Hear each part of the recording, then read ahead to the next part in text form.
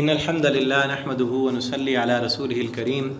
اما بعد اعوذ باللہ السمیع العلیم من الشیطان الرجیم من همزه ونفخه ونفثه بسم اللہ الرحمن الرحیم ويسألونك عن الروح قل الروح من امر ربی وما اوتیتم من العلم الا قلیلا۔ ترجمہ قرآن کا سبق سورہ بنی اسرائیل آیت نمبر 85 سے ہم پڑھیں گے۔ وَيَسْأَلُونَكَ عَنِ الرُّوحِ، وہ آپ سے پوچھتے ہیں عن الروح، روح کے بارے میں۔ قُلِ الرُّوحُ مِنْ أَمْرِ رَبِّي، کہہ دیجئے روح من امر ربی، میرے رب کا حکم ہے۔ وَمَا أُوتِيتُم مِّنَ الْعِلْمِ إِلَّا قَلِيلًا، اور نہیں دیا گیا تمہیں علم میں سے الا قلیلا، مگر تھوڑا سا۔ روح ایک ایسی لطیف چیز ہے جو کسی کو نظر نہیں آتی، لیکن ہر جاندار کی قوت و توانائی اسی روح کے ساتھ منحصر ہے۔ اس کی حقیقت و ماہیت کیا ہے یہ کوئی نہیں جانتا۔ یہودیوں نے نبی کریم صلی اللہ علیہ وسلم سے اس کے بارے میں پوچھا تھا، تو یہ آیت اللہ رب العالمین نے نازل فرمائی کہ آپ سے روح کے بارے میں سوال کرتے ہیں، ان سے کہہ دو روح میرے رب کا حکم ہے۔ اور آیت کا مطلب یہ ہے کہ تمہارا علم اللہ کے علم کے مقابلے میں قلیل ہے، اور یہ روح جس کے بارے میں تم پوچھ رہے ہو اس کا علم اللہ نے انبیاء سمیت کسی کو بھی نہیں دیا۔ بس اتنا سمجھو کہ میرے رب کا امر اور حکم ہے، یا میرے رب کی یہ شان ہے جس کی حقیقت کو صرف وہی جانتا ہے، تم اس کی حقیقت کو جان ہی نہیں سکتے کہ ایک چیز اسی کو دیکھ کر رب کو پہچان لو۔ ایک چیز جو نظر ہی نہیں آتی اسی پر ہر جاندار کی زندگی کا انحصار اللہ نے رکھ دیا ہے کہ وہ ہے تو زندگی ہے، وہ نہیں ہے تو زندگی ختم ہے۔ تو وہ بنانے والا کس قدر پاورفل ہوگا، یہ اللہ کی شان ہے۔ اور پھر اس نے نہیں بتایا تو تم لگاؤ اپنے زور۔ آج دیکھو نا،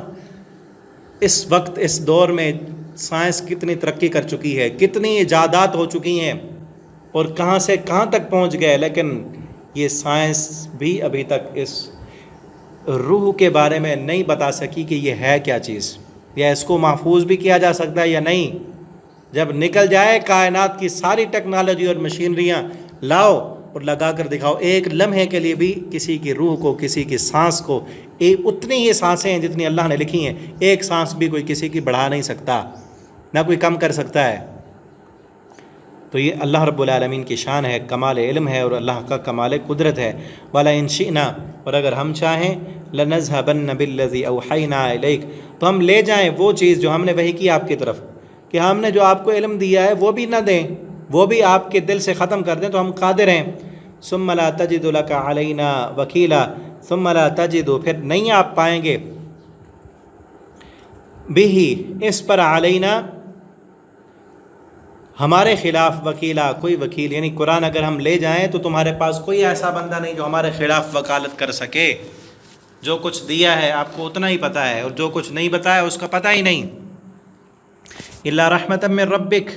مگر آپ کے رب کی رحمت سے، ان فضلہ کان علیک کبیرا، بے شک اس کا فضل آپ پر بہت بڑا ہے۔ قل لئن اجتمعت الانس والجن، آپ کہہ دیں ان اجتمعت الانس والجن، اگر جمع ہو جائیں تمام انسان اور جن،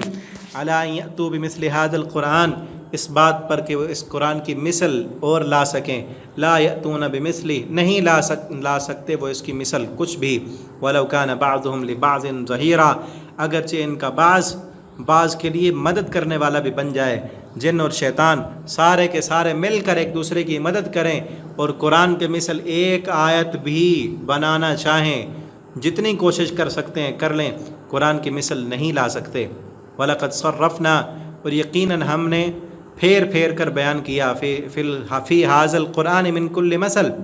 اس قرآن میں ہر ایک مثال، فَأَبَىٰ أَكْثَرُ النَّاسِ إِلَّا كُفُورًا، تو انکار کر دیا انسانوں کی اکثریت نے، الا کفورا، ہر چیز کا انکار کیا،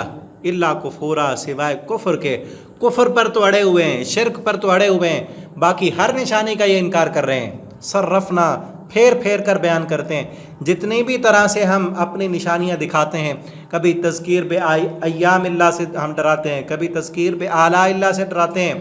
کبھی اپنی قدرت کے دلائل دکھا کر، کبھی سابقہ قوموں کے واقعات بیان کر کے، کبھی کس انداز سے، کبھی کس انداز سے، ہر انداز اور ہر آیت اور ہر نشانی کا انکار کیا انہوں نے، الا کفورا، سوائے کفر پر اڑے ہوئے ہیں۔ کفر کا انکار ان سے نہیں ہو سکتا، شرک کا انکار ان سے نہیں ہو سکتا، ضدی اور ہٹ دھرم بنے ہوئے ہیں۔